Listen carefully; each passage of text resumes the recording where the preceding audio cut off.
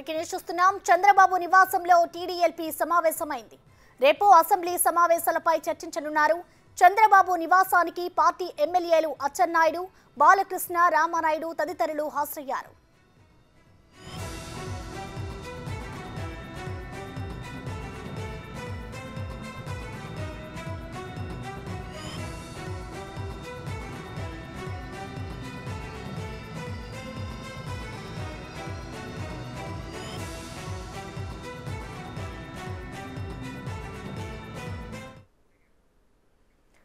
TDLP సమావేశానికి సంబంధించిన complete details Vijayawada నుంచి మా ప్రతినిధి శివ లైవ్ ద్వారా అందిస్తారు. శివ, చెప్పండి, ఈ సమావేశానికి ఎవరెవరు హాజరయ్యారు, అలాగే ఈ సమావేశంలో ఏమేం చర్చిస్తున్నారు? శివ,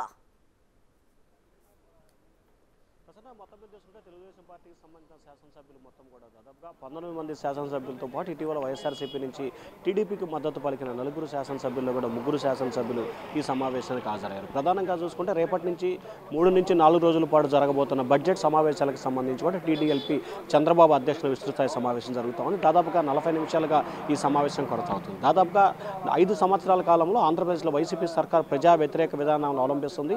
ప్రజలకు సంబంధించి ఎటువంటి మేలు చేయలేదు. ముఖ్యంగా నిరుద్యోగులు పూర్తి స్థాయిలో మోసం చేసి డిఎస్సి విషయంలో కానీ, రైతుల విషయంలో కానీ, ఉద్యోగస్తుల విషయంలో కానీ, మద్యపాన విషయంలో కానీ ప్రతి దాంట్లో కూడా ప్రభుత్వం ప్రజల్ని, రైతుల్ని, అన్ని రంగాల్ని ఘోరంగా మోసం చేసింది.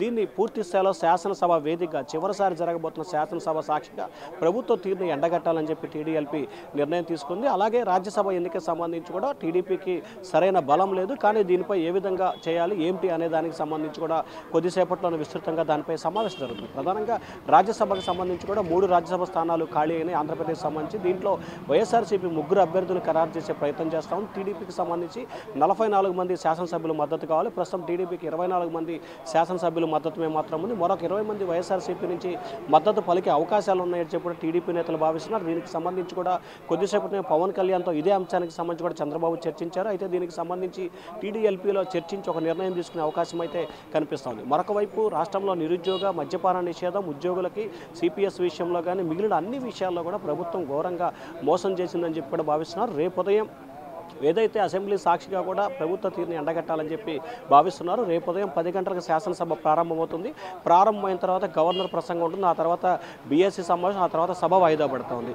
ఎల్లుండి కానీ ఎల్లుండి కానీ ఓటాన్ బడ్జెట్ పెడతారు. ఆ తర్వాత గవర్నర్ ప్రసంగానికి ధన్యవాదాలు.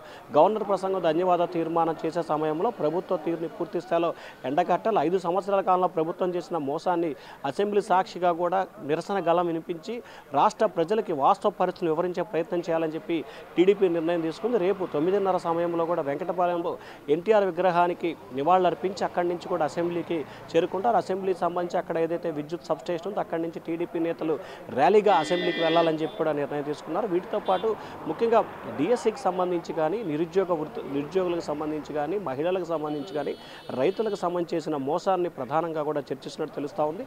ప్రధానంగా ఈ అంశాలు ఏజెండాగా అసెంబ్లీలో ప్రభుత్వం తీరుపై పోరాడాలని చెప్పి నిర్ణయం తీసుకున్నారు. కానీ వాస్తవానికి అసెంబ్లీకి సంబంధించి కేవలం 3 నుంచి 4 రోజుల పాటు జరిగే అవకాశం ఉంది. కాబట్టి గవర్నర్ ప్రసంగానికి ధన్యవాదాలు తెలిపే సమయంలోనే ఖచ్చితంగా ప్రభుత్వంపై ప్రజలు ఏదైతే వ్యతిరేకంగా ఉన్నారో దాన్ని అసెంబ్లీ సాక్షిగా ఎండగట్టాలని చెప్పి టీడీపీ అయితే నిర్ణయం తీసుకున్నట్టు తెలుస్తూ ఉంది. మరికొద్ది సేపట్లోనే సమావేశం ముగిసే అవకాశం కనిపిస్తుంది. దాదాపుగా 40 నిమిషాలుగా ఈ సమావేశం అయితే కొనసాగుతోంది. ప్రసన్న శివ, ఇటు చూసుకుంటే గతంలోనే చంద్రబాబు చెప్పుకొచ్చారు, నేను అసెంబ్లీకి హాజరు కాను, అసెంబ్లీకి వెళ్ళను అంటూ చెప్పుకొచ్చారు.